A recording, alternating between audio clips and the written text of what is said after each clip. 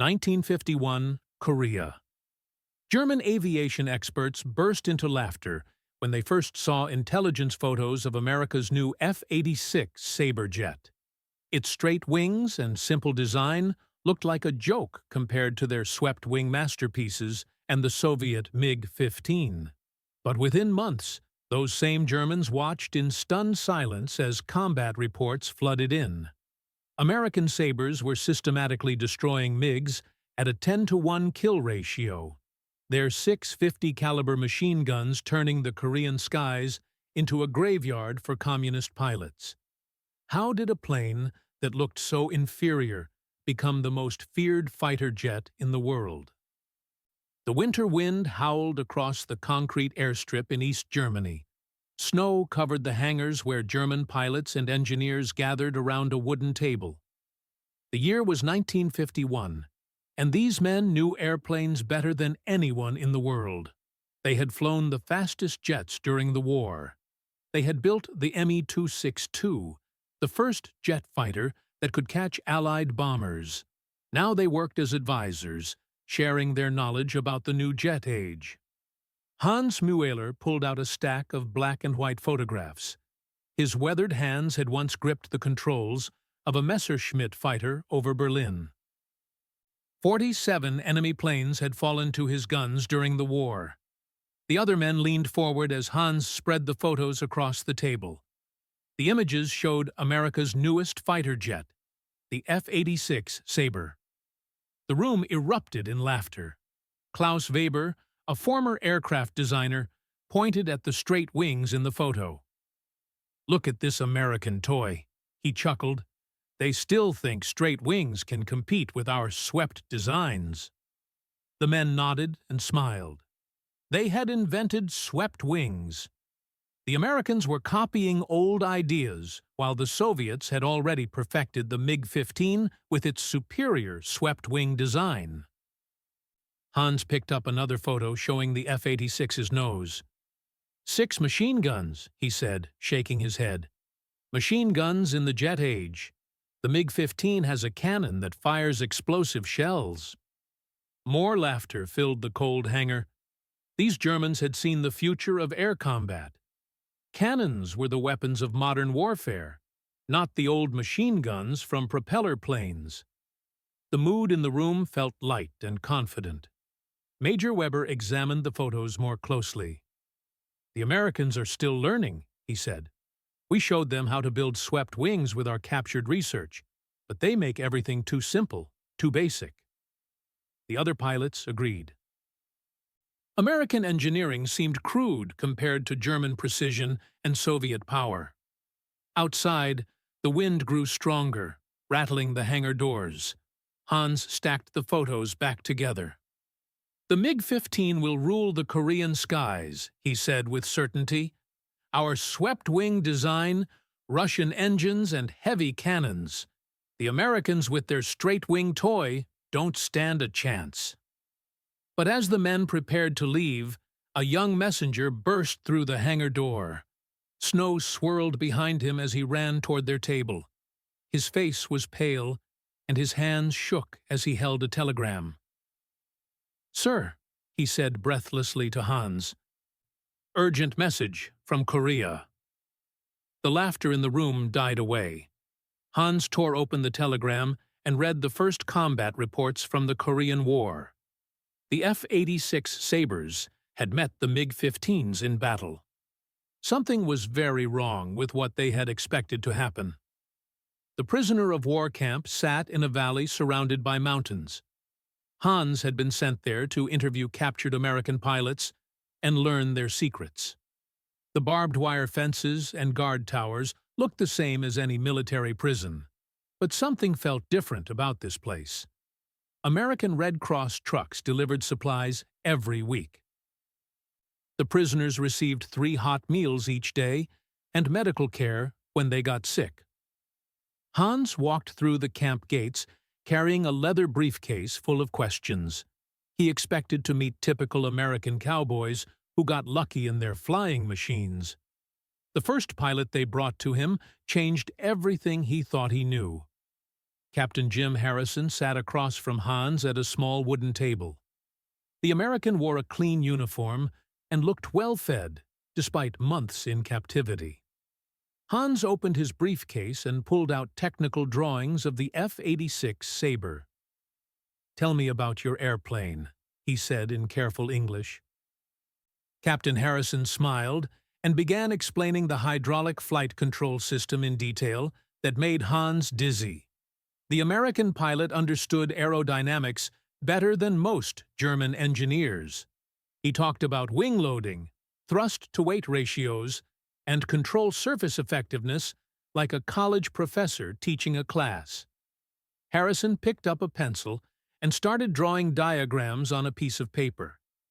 His hands moved with confidence as he sketched the F-86's internal systems. "The Germans taught us about swept wings after the war," Harrison said. "But we didn't just copy your designs. We made them better." He explained how American engineers had tested hundreds of wing shapes in wind tunnels. They had built prototype after prototype until they found the perfect balance of speed, control, and stability. Hans felt his worldview cracking like ice on a frozen pond. This American pilot was not a simple cowboy. He had studied mathematics and engineering before learning to fly. The United States Air Force trained its pilots for 2 full years before sending them to combat. They learned physics, weather patterns, navigation, and aircraft systems. Soviet and Chinese pilots received only basic flight training before being rushed to the front lines. Harrison continued drawing and explaining. The 650 caliber machine guns that Hans had mocked were actually a carefully planned weapon system. Each gun fired 750 rounds per minute, with perfect accuracy thanks to radar-guided sights. The total firepower equaled 90 pounds of bullets, striking the target every minute. No aircraft could survive that kind of punishment. The moment of complete understanding hit Hans like lightning. America had not gotten lucky with the F-86 Sabre.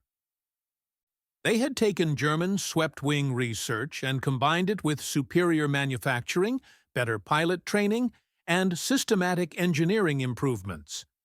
The straight-wing appearance had fooled everyone into thinking the plane was simple, but underneath lay the most advanced fighter aircraft in the world. Hans closed his briefcase and stared at Captain Harrison with new respect. The American military machine was not just brave or well-equipped. It was scientifically superior in every measurable way. The train pulled into Frankfurt Station on a gray morning in 1954. Hans pressed his face against the window and watched German workers rebuilding their destroyed city. American military trucks rumbled down the streets, carrying supplies and construction materials. The same industrial power that had built thousands of F-86 Sabres was now helping Germany rise from the ashes of war. Hans stepped onto the platform carrying a single suitcase and a briefcase full of reports. 3 years had passed since he first laughed at photographs of the American fighter jet. The Korea War was over, and the final numbers told an incredible story. F-86 Sabres had shot down 792 communist aircraft, while losing only 78 of their own planes. The kill ratio was better than 10-1 in favor of the Americans.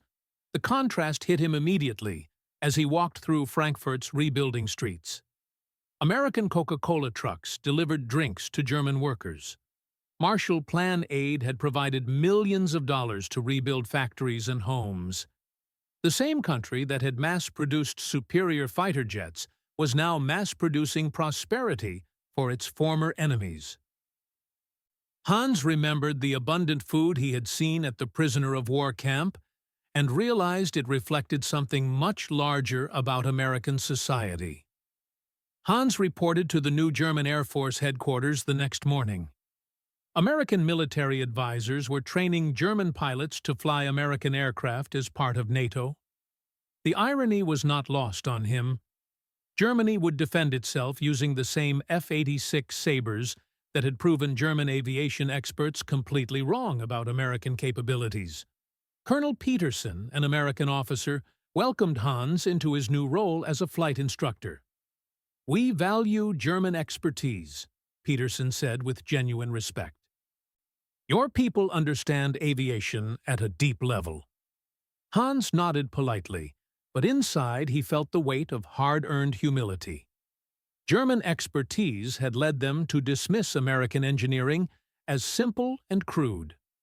Hans walked to the flight line where rows of F-86 Sabres sat gleaming in the afternoon sun.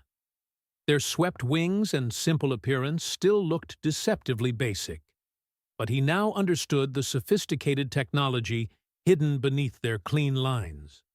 Each plane represented not just advanced engineering, but an entire industrial system capable of producing excellence on a massive scale. That evening, Hans sat at his desk writing a letter to his son. His pen moved slowly across the paper as he chose his words carefully. "We thought the Americans were cowboys playing with toys," he wrote. "But when their Sabre's guns spoke over Korea, it was the voice of a sleeping giant that had awakened not just to war, but to the systematic pursuit of excellence." Hans set down his pen and looked out the window at the rebuilt German city. American success had not come from luck or accident. It came from a society that combined innovation, resources, and careful thinking to achieve results. The F-86 Sabre had taught him that respect must be earned through performance, not reputation.